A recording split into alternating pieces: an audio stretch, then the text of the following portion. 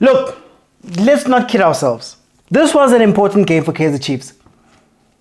This was a game that Kaizer Chiefs needed to win because, some games don't look like they're important. Oh, it's an ABC Motsepe team.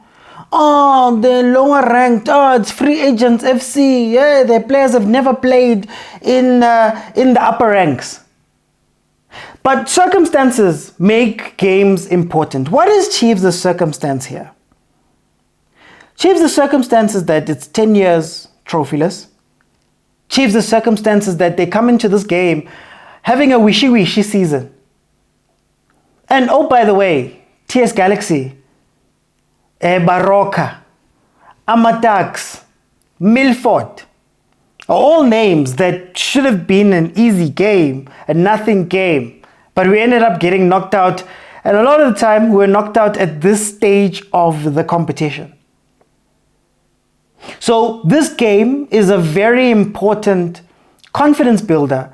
But also, if something had gone wrong here, I don't know how much patience Nabi and his team would have gotten from this game. Let's get into the game. I'm going to start off with the things that have disappointed me. Mashiane disappointed me.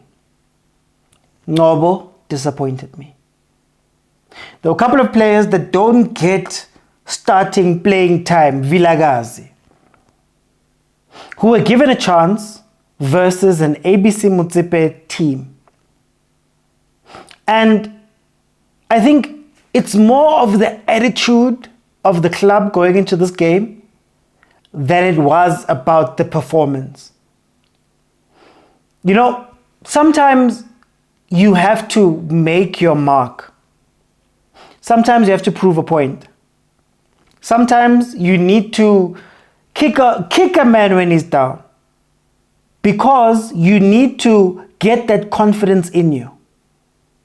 So in the first half, in as much as we scored the 2 goals, yes, I agree, 2-0 it's a nice scoreline to have when we were all shaking. When everybody was sitting, we didn't know what was going to happen. Myself, a lot of other Chiefs fans, if you were to ask them how this game was going to go, all of us were unsure. So 2-0 is good. But when you drill down on the performances, in the first half, I think the Chiefs played a conservative game. This was not a game for tactics. It's not a game for triangles. It's not a game to look pretty. If you see that the goalkeeper doesn't know how or when to leave their line, if you see that the defense doesn't quite know how to deal with you, if you can see that because they're ABC Motsepe players, they're a second off, you go direct, you go straight for their necks, and you try and finish the game early. And you put everything on it. You could see that the keeper, not only could he not come out at the right times and get the ball, you could also see that when balls went high, he didn't have the timing or positioning to catch the ball. He was fisting it a lot. He was punching it away. So I think I'm a little disappointed at the tempo, at the urgency, at the lack of tempo, lack of urgency, at the lack of awareness of this game in the first half. You've got 2 goals. Go for the kill. There was a point where Free Agents almost got a chance that Uvuma had to smother. Now, I take the way we were playing in the first half and not combining very well for me. Going very wide, not trusting that the guys who are meant to hold the ball will hold the ball.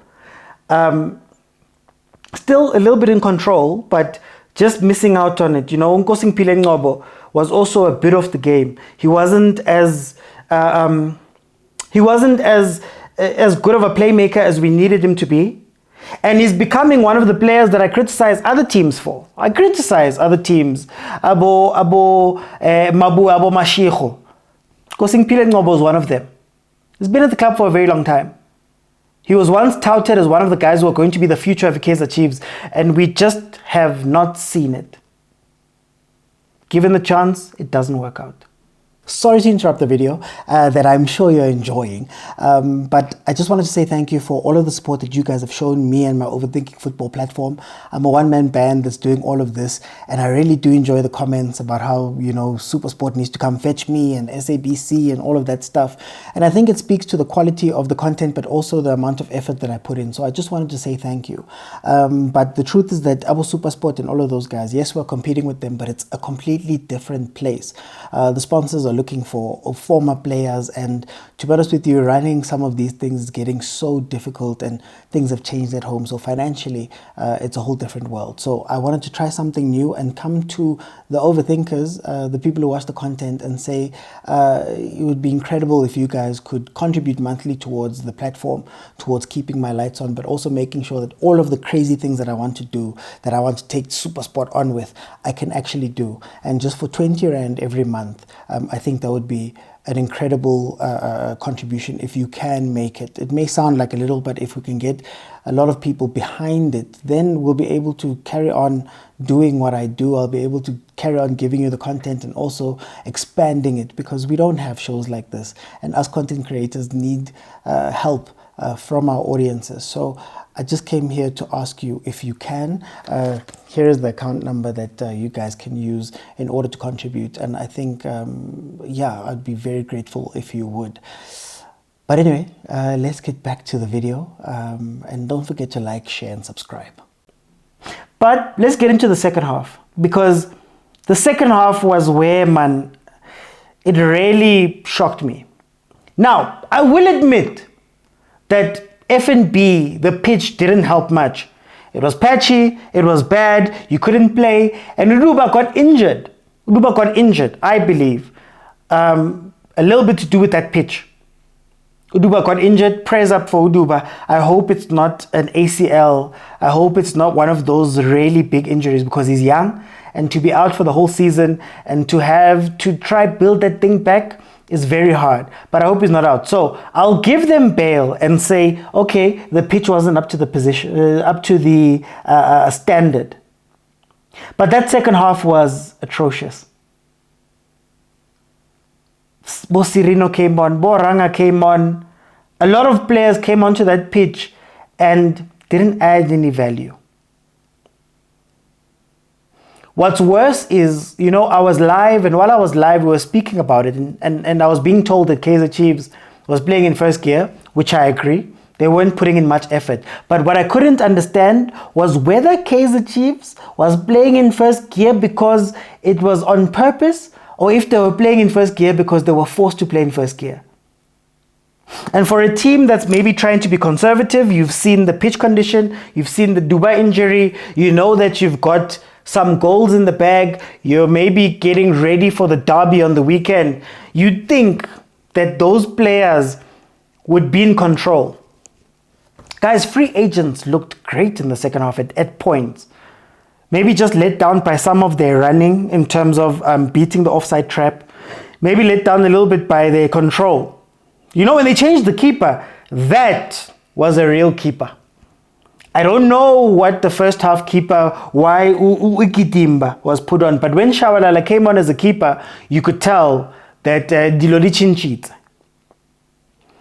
I think free agents went pound for pound with Chiefs. I think Chiefs couldn't hold the ball. I didn't see Sirino in that game. Uvilagazi further disappeared. Ranga again, trapping and passing is not his forte, so I don't know why. He's dropping all the way deep to go pick up the ball. Umtetwa made one really bad mistake, even though it didn't lead to much. But what's scaring me is that in the second half, you didn't see who the ABC Motsepe team was and who the PSL team was. Chiefs was scattered. Chiefs was all over the place. We couldn't string passes together. We weren't dangerous. We weren't going forward. Hey, there was a lot. And we did, to their credit, score 2 goals towards the end to make it 4-0. But then you ask the question, how much of it is that you're playing an ABC Motsepe team who are 10 men? They got a red card, who are 10 men. So there's a lot to criticize in this game. in terms of the positioning of the players, in terms of the general play. But I think what hurt me the most was the urgency. I was hoping in this game that there'd be an urgency. Okay, you've struggled in the league. You've struggled with some of the big teams. You've struggled with teams who are supposedly on your level. This was a chance for you to go hard and make people pay. Stellenbosch lost 5-0 over the weekend in Africa. Came back and made AmaZulu pay. Especially for a team that is struggling, that is on and off. You need to take these chances, even if it's just to build confidence. A 5-6, 7-0 in this game would have gone a long way to build confidence. But I saw a bunch of lost players. Now, to wrap it off with some of the good that came from this game, it's another clean sheet. It's a clean sheet. I don't know, I don't care about who you're playing and how they didn't get any chances and they didn't go forward, but it's a clean sheet. Vuma gets another one. So hopefully that can build onto his confidence, and hopefully that can build on the defense's confidence as well. At some point, Nabo, they were playing a little bit shakily. That goal, to me, looked like an offside, but a goal is a goal, especially for Miguel, who is playing in a defense that is not very good. It's good to get the goal, at least for his personal confidence to come back up. Ranga got a goal, also for him. It's good to get your personal confidence up because we're going to need those players. If Duba is out for a long time, that means we don't have a Duba, we don't have a Duprise. Ranga's going to become our main striker. So him shaking off the cobwebs and getting at least that one goal, I think serves him well. There's something about Coach Yusuf Ben Khalil. I can't put my foot on it, I can't put my finger on it, but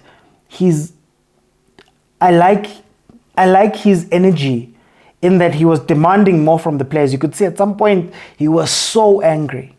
He was so angry. And he was letting the players know. I think that's a good thing. I like how he handles himself in press conferences too. Hopefully, man, Abo Mashiane can rebound. You know, Abo Mashiane and Abo Ngobo have been with the club for a very long time. It's players that we want to do well. It's players that we want to point to and say, yeah, those are our veterans. Those are the guys that have been in.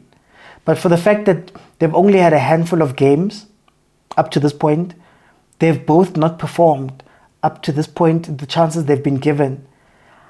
I don't know if we can keep them. And hopefully they can pull up their socks the next time they come in. But in any case, morale boosting 4-0 win. I think it's a good win. I think it's a confidence booster win going into the derby. They're going to have a week to prepare. Hopefully we can get things aligned and they can get better in the terms of their setup, their play, how they want to build up, because my fear is that I don't know what Chiefs is doing in order to go score. I don't know what the tactic is. I don't know who to look to get the goals. I think they look lively. Abo Modi, Abo Pule, Abo Modi, Abo Potsane. They look lively, but they're not giving anything. Mfundo, still a lot to learn. Showing that he's more of an impact player than he is a starter. So hopefully he also grows in confidence. And we'll see how the game goes. But like I said, very important game. We needed to win this. Had Chiefs not won this game, the noise would have been unbearable. The pressure would have been unbearable.